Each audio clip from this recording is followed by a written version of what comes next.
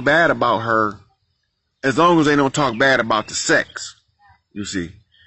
But if it's the person and it's not the sex, and somebody say something bad about her, or if he feel like he can't protect her, it will fucking drive him mad, and he gonna deal with it one way or another.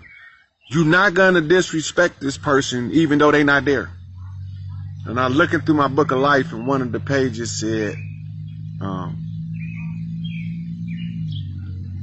always knew when you had my back behind my back. And what do that mean? You see dudes talk about a chick to his homeboys, talk bad about her to his homeboys, but when he get there with her, he ain't gonna say none of that stuff he just told his homeboys. He gonna tell them nothing about, man, I can't stand her coochie stink. None of that ain't gonna go on while he with her. But when he get back with his homeboys, he ain't right, because he don't got her back behind her back. When he hear his sister say something bad about her and he know it's not true, he not gonna say nothing, because he only care about the sex anyway. So his sister could say whatever. But if he really into her and his sister say something that he know not true, he gonna, hey, no, you know better. That's not true. I'm not gonna sit here and let you talk about her like that, and you know that that's not true. But if it's true, he gonna say, you might be right, but you can't talk about her around me. You say whatever you want to say when I ain't here, because I can't control that. But while I'm here, you can't do it. Because sometimes we fall in love with some real shady characters. And when we do that, you know, we have to take what come with it. We knew they were shady when we started dating them. We knew, we had to know. And we know they're not going to not just stop being shady. But then sometimes we be so damaged that when you find the right one, now remember, you got to play that dance of I do what I always did, she do what she always did. What I always did don't work, because I know it's not going to work. What she always did, it's not going to work, because she know it's not going to work. Now y'all at the confused state. This is where y'all supposed to start bonding. But one of the people, 9 out of 10, gonna run. Because there's no answer at this point, because they ran out of the bullshit. Both of them ran out of the bullshit. There's no more games to be played now. We have to meet each other eye to eye, face to face, heart to heart. Now we have to stand here and say, what are we doing?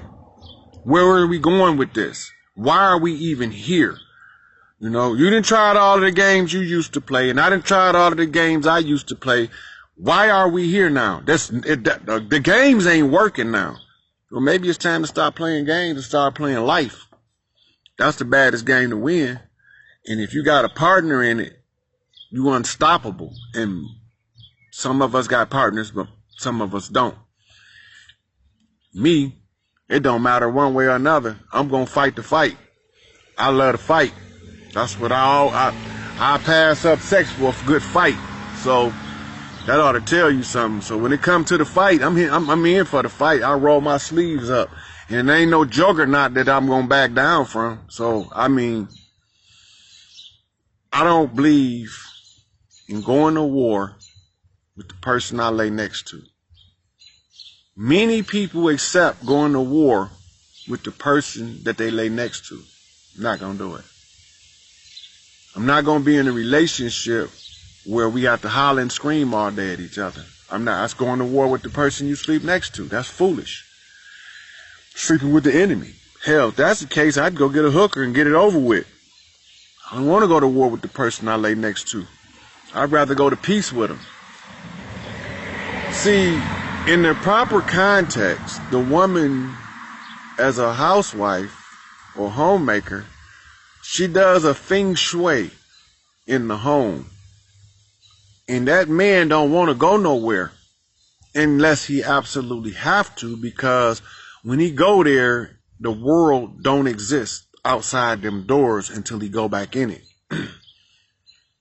And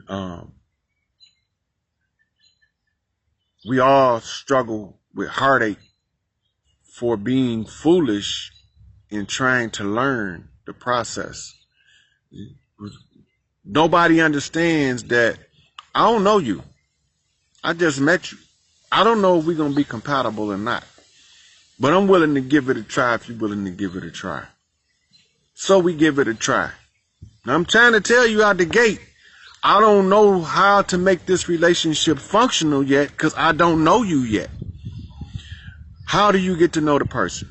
It's the push and the pull. It's the ups and the downs. It's the back and the forths. It's the determining how many sugars she like in her coffee. She find out how many sugars you like in your coffee. Or it's about binge watching each other's favorite shows even though you don't really care about that shit. Well, sometimes you might. Like, I like watching houses be remodeled on TV. It's just fascinating to me. I like watching dog shows on TV. And so, it's a particular person there right now I binge watch for a whole month some goddamn Home Improvement. Because that's what we both liked to watch. But at the end of the day, everything don't always pan out because both people don't always understand that getting to know each other, y'all not going to get to know each other at the same speed. One of y'all learn faster than the other. One of y'all learn to the left brain, the other one learn to the right brain. Some of y'all got more reptilian traits than mammalian traits. So it's going to take you, a different method. Whatever the case may be, there's a telltale thing to always look for.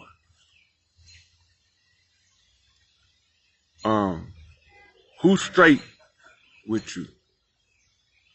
Who do you know if you call them, even if they come late, they're going to get there? And the more need, the more rapid the response. It's a whole lot of little things to look for.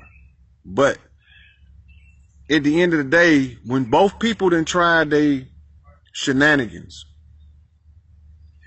my garbage didn't work on you, your garbage didn't work on me.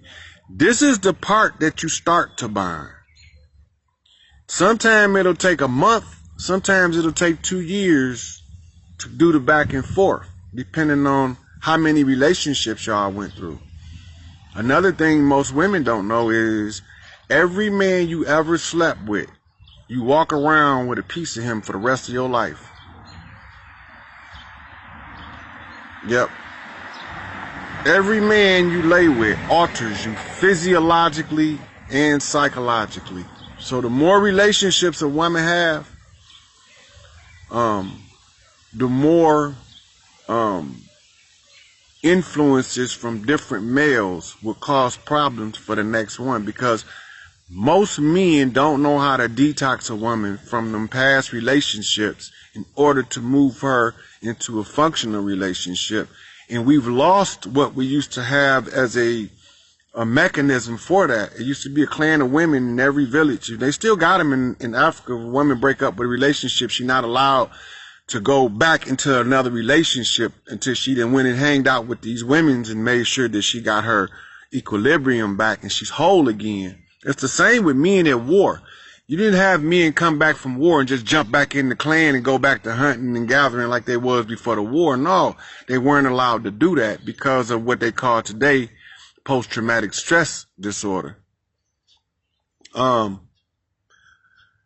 So now people come out of a bad relationship, jump right into the next relationship without detoxing. If you had a relationship that lasted a year, you're going to need at least a 6-month detox. So you look at a long-term relationship up to 5 years, you're going to minimum need a year of solitude to detox, because you got to go through all of the heartache. And most people go for the rebound because the rebound gives them a external point of focus so they don't have to heal nothing inside. And that's what makes the people become progressively worse. India to what? Let me see what's going on in these comments.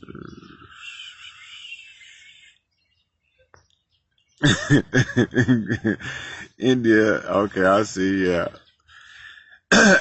Okay, so if we want to have power and we want to be most effective in the use of power, whether it's sexual power, military power, political power, or social power, whatever kind of power it is, It has to be used in its proper context for the agenda or the aim that you're using it for.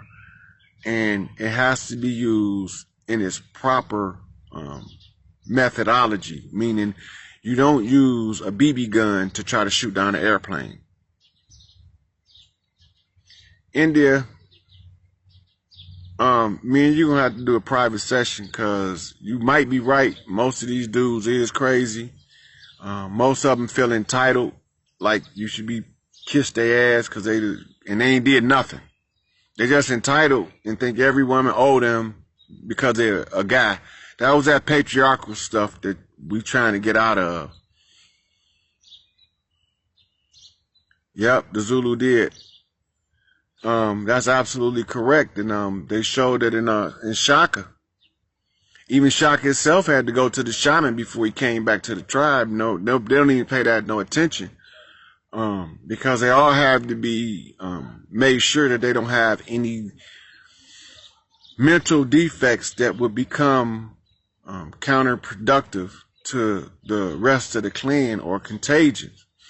That's one of the things about Dianetics. L. Ron Hubbard has a part in this book, Dianetics. It's called Contagion and Aberration.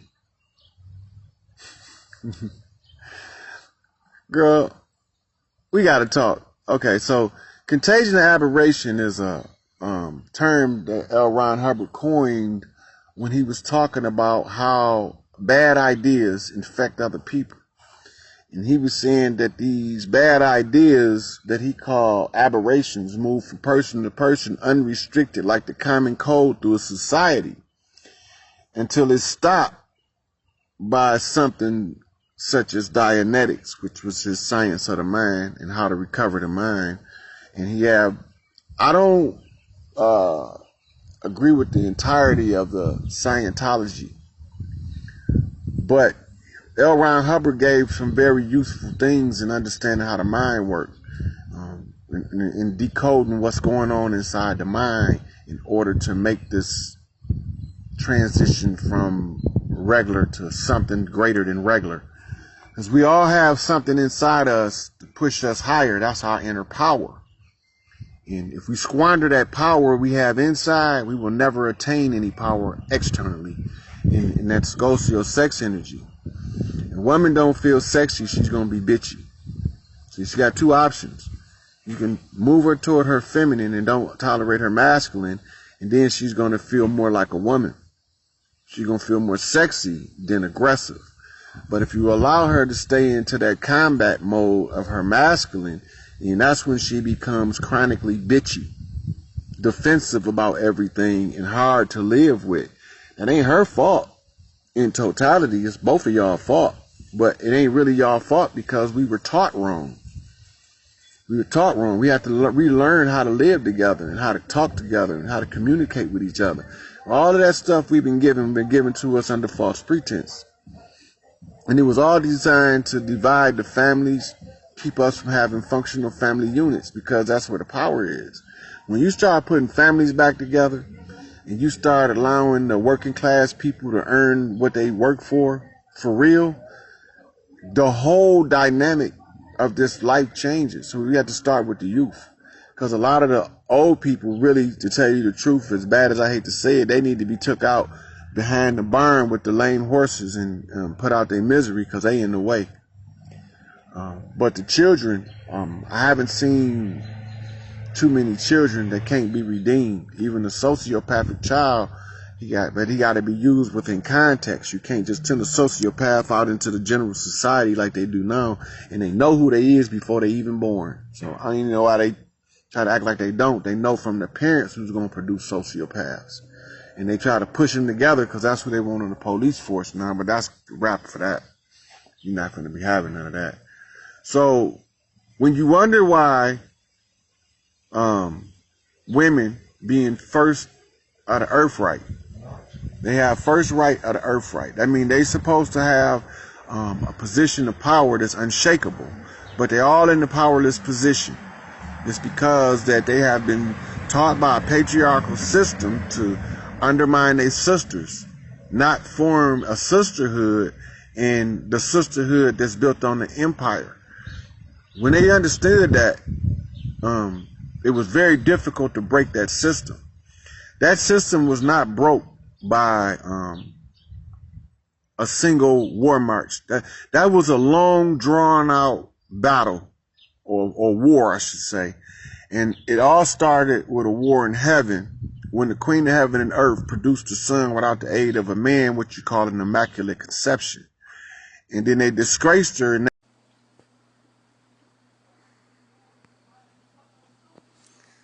I'm gonna do some invites. I just got a hot piece of news in from Mama. Since everybody think I'm crazy, she want me to prove people that I know exactly what I'm talking about. That I am. Everything I'm saying is all wise, right, and exact. So, almost word for word, I'm going to tell you what Mary Bear is going to announce why GM is pulling out of the contract negotiations.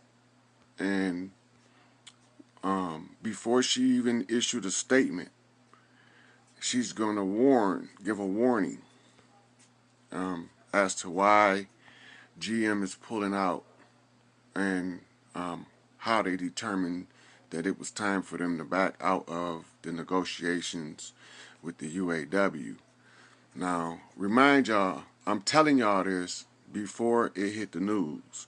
Before y'all even know this is about to take place, I'm about to give y'all a spoiler alert of the century in this right here. This is the spoiler alert of the century. Nobody has ever gave this much advance notice on the same day of an announcement, not being in the room when the decision was being made. So y'all gonna get to see the real power of a true and living God force on this planet. These people will not continue to be subjugated, but they can't continue to be ignorant either. So you gotta break the ignorance. So I'm gonna do a couple more invites, and then I'm gonna explain to y'all what this video is about. I got a couple more here. Okay, I'll stop right there. All right, so the contract negotiations was going back and forth, and the international didn't really have a viable plan for the worker and all of this, right? But there was a General Motors meeting. How y'all doing? There was a General Motors meeting between the attorneys at General Motors, and they determined that the perception of impropriety with the indictments that came down last couple of years with the IUAW and the current indictment pending against a member of IUAW, the legal team for General Motors has determined that it would not be in the interest of General Motors as the corporation, nor in the interest of the people that work, to continue a negotiating process with the appearance of an impropriety. So General Motors is going to give all of their management personnel fully paid administrative leaves until the UAW and General Motors can determine how to handle the negotiations without the appearance of the impropriety.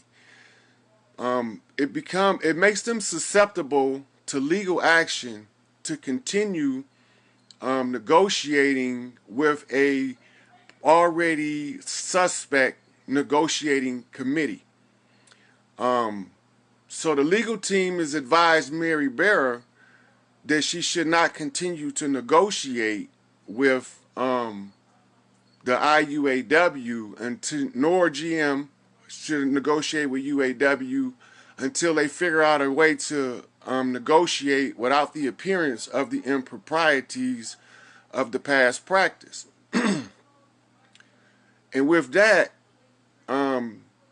she's going to announce that the prime stakeholders has determined that, not being the fault of the workers, neither the rank and file UAW worker nor the management worker, the stakeholder determined that the workers that's on strike are on strike by their choice, and that they have a means set up through the UAW to pay them for their strike. Therefore, GM would be giving all of their management personnel fully paid administrative leave until such time as the negotiations can be carried out without the appearance of the impropriety. She's supposed to be making this announcement sometime today before the end of business. I'm not sure what time it'll be, but it's supposed to come out today that GM's going to pull out because of the appearance of the impropriety would corrupt any contract, and no contract would be able to stand, and that they would have to come up with a new way to negotiate because of it's already established in law, and the legal team has advised them of this. So expect it. It's coming. And as far as I'm concerned, after today, if the UAW worker don't realize what's before them, because the next thing GM will have to do would be forced to be pulling out of North American operations because they can't negotiate in corruption. I told y'all there's a new sheriff in town. GM has a new stakeholder, Ford and Chrysler, that does not support the oppression of the people. But the people cannot turn a blind eye to the assistance that they're given. So I'm telling y'all in advance what's about to happen. GM is about to pull out. Mary Bear's going to announce it. She's going to announce that they're pulling out because of the perceptions of the improprieties, and it's the advice of the legal team, and that the stakeholder said to pay all of the management personnel fully paid leave until such time as the negotiations can continue without the appearance of the impropriety. That's almost word for word what she gonna say. I don't know how she gonna word it, but that's pretty much close to it. So the worker can continue to strike, and the buildings are probably going to be going dark, because there's no sense of trying to negotiate in the midst of the corruption. And that's just the way it is. So y'all got it. Y'all got a hot topic ahead of time. GM is going to pull out of negotiations due to the perception of an impropriety and at the advice of the legal team of General Motors. It's just that simple.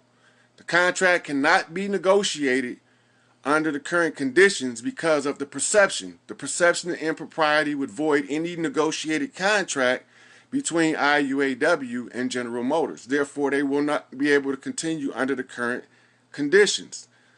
And then they're going to announce that the stakeholders determined that since the UAW paid the auto workers for the strike, that that General Motors stakeholders would also pay fully paid administrative leave to all General Motors personnel and management. And I mean, if they don't see it after this, I don't know what to tell you. Blind leading the blind. Blind leading the blind. Unless they end up in the ditch together. That's all I can say. So, keep y'all eyes on the news stories. This is hot off the press. I just got it in not even 5 minutes before this video. The video started at 10:11, which is the exact mirror of my birthday, 11/10. So, with that, I'm going to end this. Like and share, because it's going down. They finna pull out. It's finna get ugly. And I think that GM can pay management workers. It's okay, Sarah. GM can pay management workers longer than the UAW can pay labored workers. Y'all got to remember that. So when that appearance of the impropriety, and they still not going to know what to do on the UAW side, and I'm still going to tell them when they come to me, but they're going to have to physically come to me, because when I go dark today, I won't be able to be accessed by phone or internet. So they would have to actually physically come to my place in order to get the answer. But it's real simple. I went in, I did the research and the study. I'm not more than anybody else. I just did more research than everybody else. That's it. I found out the secrets that they use to steal your money. So I took their power to steal your money away. But if you don't want to get your money, I can't help you. But all you got to do is want to get paid. I made it real simple. We opened the negotiations with an 8-point survey. The survey is available. Take the survey. And when the worker figure out what they worth, they can get paid. It's just that simple. But they're not going to negotiate any longer. They're done.